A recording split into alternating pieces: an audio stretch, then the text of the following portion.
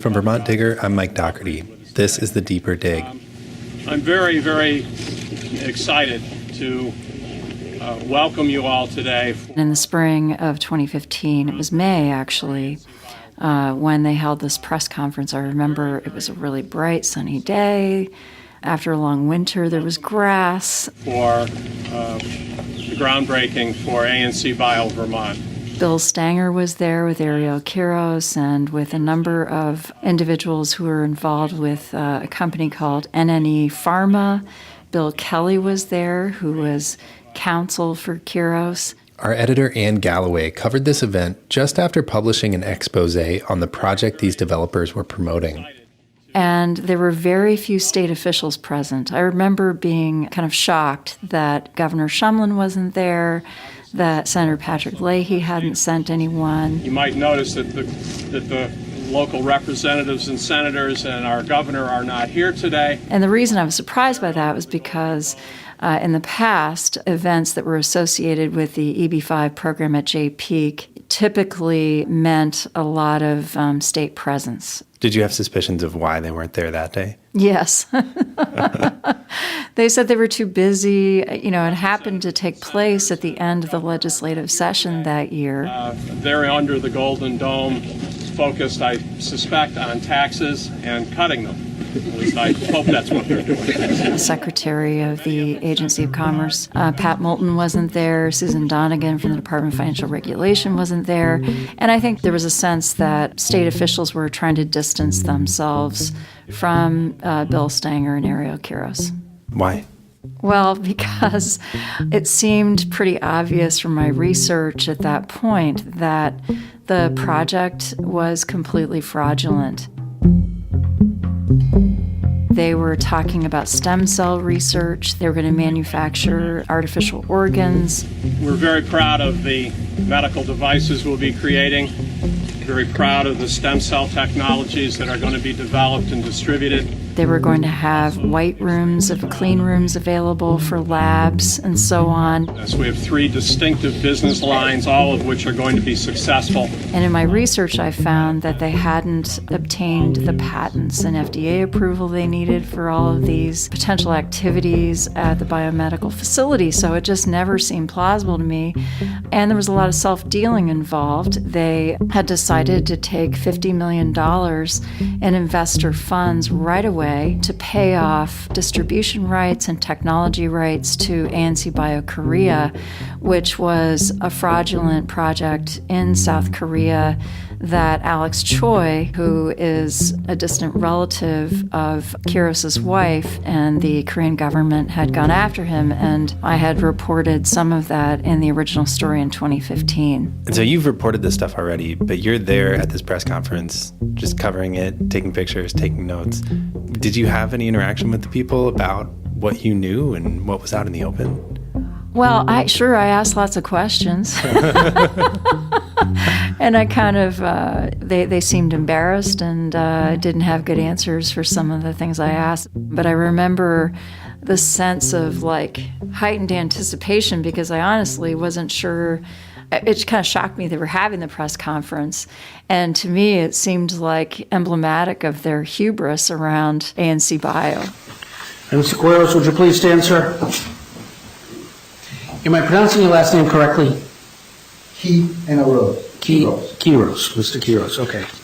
In 2016, Ann's reporting was corroborated when the Securities and Exchange Commission filed civil charges against the developers. But there had been no criminal charges in the case until last week. Mr. Quiros, you are here today in the United States District Court for the District of Vermont because the federal grand jury has returned an indictment, which is a formal accusation, accusing you of having committed various federal offenses. I am not a court reporter, so I'm always kind of entranced by the drama of the courtroom and the formality of it. And so, you know, you had the magistrate, Judge Conroy presiding. Good afternoon, Mr. Stenger. Would you please stand, sir? When Bill Stanger came in, Mr. Stenger, you are here today in the United States District Court for the District of Vermont. he originally, when he walked into the courthouse, he was, wearing a sports coat and was not making eye contact. He refused to speak to the reporters who gathered around him to find out if he would give them comment. And he went up the elevator. I happened to go up right before he did. He waited in an anteroom until he was called. And when he came in, he was actually wearing handcuffs. They had handcuffed him before he went into the courtroom. And that was kind of shocking. He had to turn around to have the handcuffs taken off so that he could sit comfortably with his defense attorney and listen to what the magistrate had to say. Mr. Stenger, do you understand you've now taken an oath to tell the truth and that if you were to make a false statement here today, you could be charged with the crime of perjury? Yes, sir. Would you begin by telling me your full name, please? William Joseph Stenger, And how old are you, sir? 70 years old. At that point, Judge Conroy said that Mr. Stanger would be held under a $100,000 bond, that he had to surrender his passport, that he couldn't travel outside the country, and that if he spoke to any witnesses, he could get into very big trouble. Mr. Stenger, it is a crime punishable by up to 10 years in prison and a $250,000 fine or both to obstruct a criminal investigation, to tamper with a witness, victim, or informant, to retaliate or attempt to retaliate against a witness, victim, or informant. It was a very serious set of exchanges between the judge and Bill Stanger. Why so significant that he's handcuffed on Wednesday? Why was that shocking? Well, I think because Bill Stanger has so vociferously maintained his innocence all along. And so symbolically, that punctured that particular narrative. I mean, of course, he's innocent until proven guilty. But all along, he said, I didn't do anything wrong. Quiros has been kind of blamed as the mastermind and the real evil one who is behind the scenes making all this happen. And, Stanger has, he's blamed Quiros all along. He was a good guy. He was just trying to help the Northeast Kingdom. And, he's the friend of Senator Patrick Leahy. He's the friend of Governor Peter Shumlin. He's trying to create jobs. He's the kind of Robin Hood of the Northeast Kingdom. And so for him to be presented in court that way was a little shocking. Community-wide economic development is like a puzzle, and everyone plays a role in the puzzle. As the pieces of the puzzle come together, a picture is created.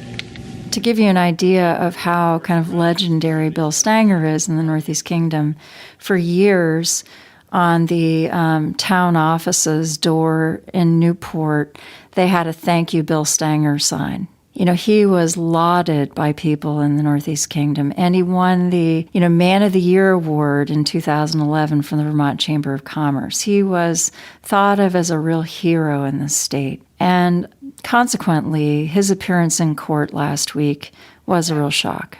Well, good afternoon, everyone. Thank you all for coming here today. On the same day as the arraignments, U.S. Attorney Christina Nolan held a press conference in Newport to describe the federal charges around ANC Bio Vermont. Specifically, the federal grand jury has returned a series of wire fraud, money laundering, and false statement counts against 4 defendants: Ariel Quiros of Florida, William Kelly of Florida, Jong-Won Choi, also known as Alex Choi of South Korea, and William Stanger of Vermont. The indictment states that all 4 men, including Stanger, conspired to defraud investors in the project. The ANC Vermont project was not, in fact, designed to create the number of jobs or the amount of revenue for the Northeast Kingdom that the defendants claimed.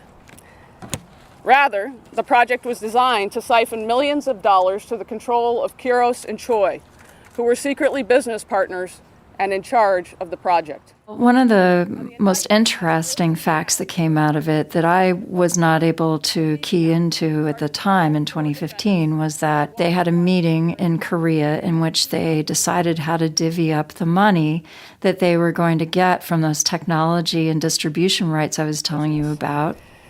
In 2011, Quiros, Choi, and Kelly worked together to decide how much money to take from immigrant investors and how much to divert to Quiros and Choi. Each person got so many millions. Most of it went to Alex Choi. Ariel Quiros got the second largest share. Bill Kelly was supposed to get 4 or 5 million. And Bill Stanger, who has said repeatedly that he had no financial interest in ANC Bio or other projects associated with the J-Peak fraud, was going to get $1 million out of this particular pool of money from investors in the ANC Bio project. So that kind of surprised me because Stanger has maintained his complete innocence all along, and this seemed like a really clear instance in which he was going to make out financially on the project. He mentioned people. And all of the efforts that we as a company have undertaken over the last half dozen plus years has been directed at meeting the needs and development of our community. As I said, many of these positions and jobs have been in the hospitality world. This is a technology world that we are embracing now. What was your first thought when you heard that there was a biotech campus that was going to be part of this whole suite of EB5 projects? Well, it didn't fit with the rest of the projects that they had been involved in. The Northeast Kingdom Development Initiative, as it was called, really started with J-Peak, and that itself was a $250 million prospect. All of it paid for with EB5 investment funds. And then it made sense, actually, that they wanted to buy Burke Mountain and to make improvements there. They also wanted to build an office complex in downtown Newport, a hotel and conference center and marina. All those projects seemed kind of similar in a way. They were about bringing tourists to the Northeast Kingdom. The ANC Bio facility was quite different in that it was a technical project. It was a biomedical facility that required a highly sophisticated group of employees to run it. I've been asked many times, what kind of jobs will there be? Where will people come from? Well, we've consistently shared that about a third of them will be manufacturing and operation. Another third will be technology that will require some degree certification. And another third will represent high-end master's and PhD level personnel. A wide range of technology backgrounds, high-quality jobs, year-round, with families, children, school system involvement, healthcare needs, real economic energy that will inject a tremendous outcome for our community. And we're talking about a town, Newport, that's on the Canadian border, that's very, very far away from a university or a large-scale hospital or medical facility of any kind. I mean, Newport is kind of isolated. It's a small, small town in a county of about 60,000 residents. And it seemed implausible to me that they were going to be able to get the professors and medical experts that they needed to do the work there. The other thing that really stood out was that when they had public hearings about ANC Bio, there were people in the community who knew back then that this was kind of far-fetched. I mean, the idea of having an artificial organ factory in Newport just seemed absurd to people, and they weren't able to say where these artificial organs had been tested anywhere. They weren't able to really show that they had a tenant for the clean rooms. It always seemed kind of odd. When did you first start to get evidence that kind of backed up the suspicion that something wasn't as advertised there? Well, I started to hear about ANC Bio from Tony Sutton, who was the Tramhouse investor who provided me with documents over time to back up a number of the stories that I wrote about financial improprieties at J-Peak. I also received records from the state. The Agency of Commerce and Community Development became concerned about ANC Bio in May of 2014 when the ANC Bio Korea facility was sold at auction to the Korean bank that had originally floated the loans for that property. And the state finally kind of figured out that there was something really wrong there.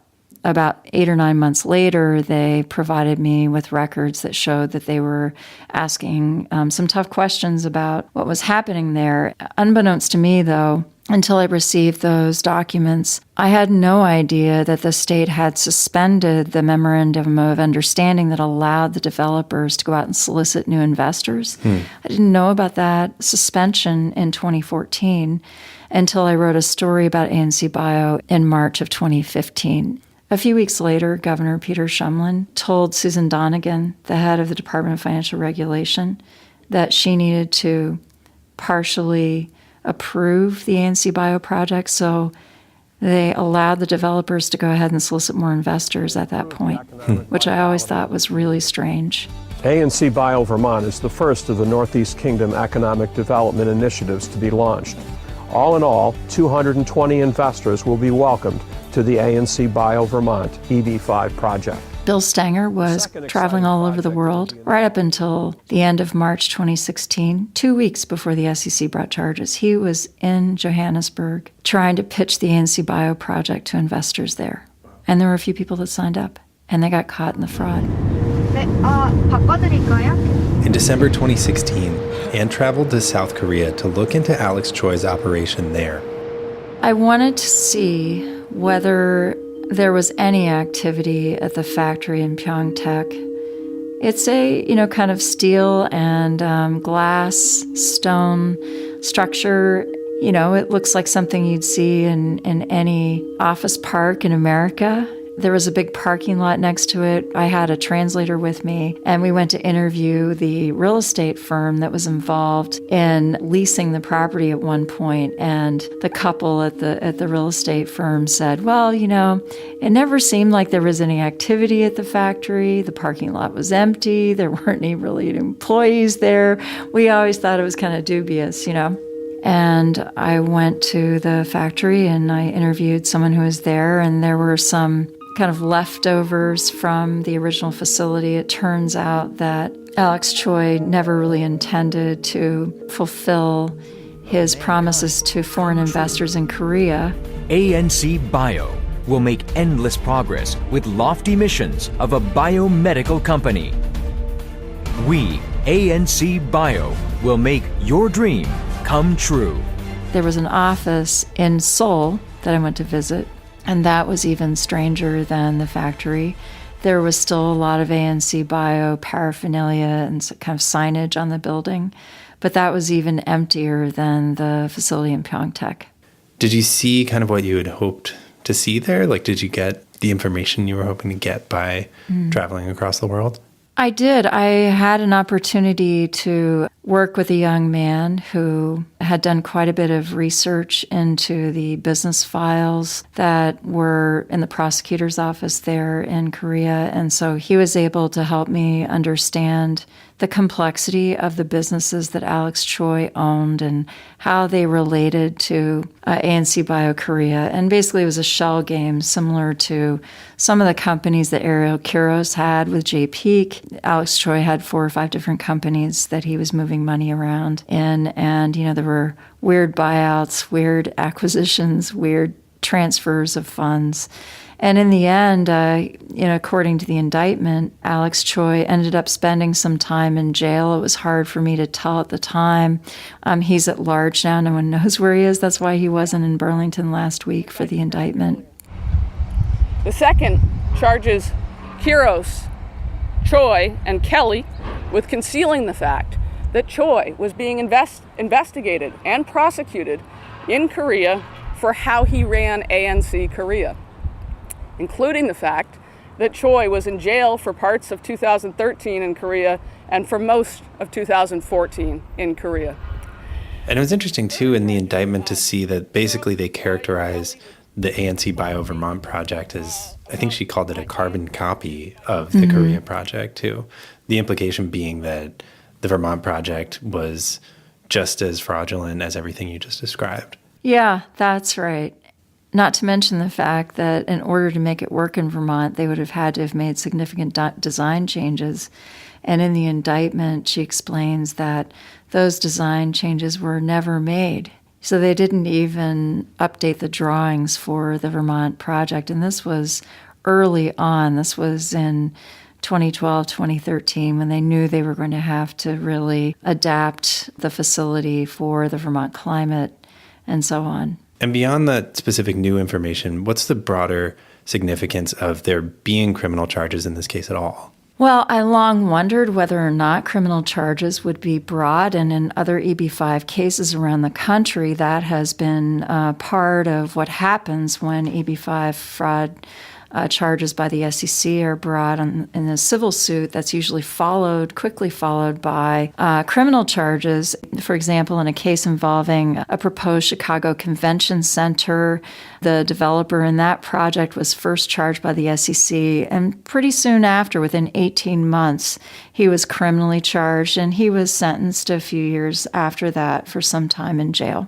So I was surprised that it took 3 years for the charges to be filed. And in point of fact, Christina Nolan said that they started the investigation in 2015, and that predates her tenure as U.S. Attorney. But Paul Vandegraff, who's been a longtime prosecutor for the U.S. Attorney's Office, must have been working on it from about the time the state got involved in an investigation, and we had written an expose. That year sometime, he also got involved in pursuing criminal investigation. You know, your reporting from back then, the civil charges and now the criminal charges all seem to kind of corroborate each other. But like you said, all the defendants here are innocent until proven guilty. Mm-hmm. What happens next in the process here? What are we expecting? Well, over the next 3 months, the defense attorneys will be compiling information for their response to the indictments. The deadline for that is near the end of August.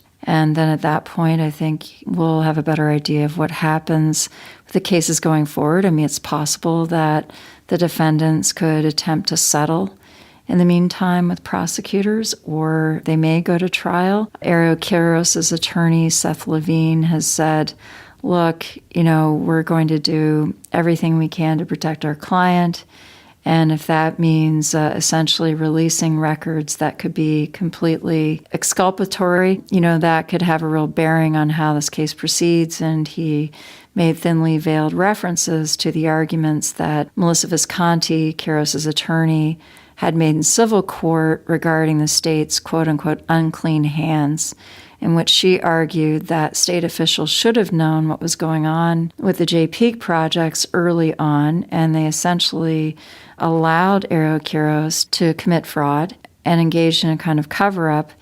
And with ANC Bio, that'll be an interesting argument to make, because the state really didn't have a clear sense of what was going on until late 2013, early 2014, perhaps. They started asking questions.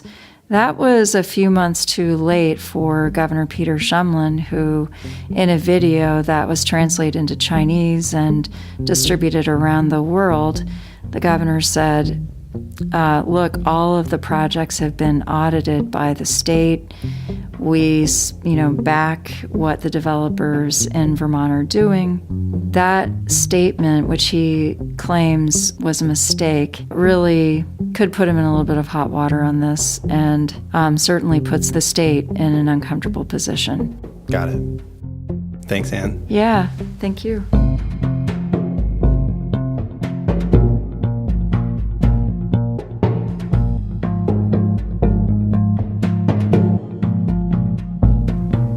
You can find all of our reporting on ANC Bio and the EB5 fraud case at vtdigger.org. You're listening to The Deeper Dig. It's our weekly podcast. Every Friday, we go deep on one key story that we've been covering. Search for The Deeper Dig and subscribe wherever you listen to podcasts, and you'll get new episodes as soon as they land. We used music this week by Blue Dot Sessions and Lee Rosefear. We'll be back next week with more stories from the Digger Newsroom. Have a nice weekend.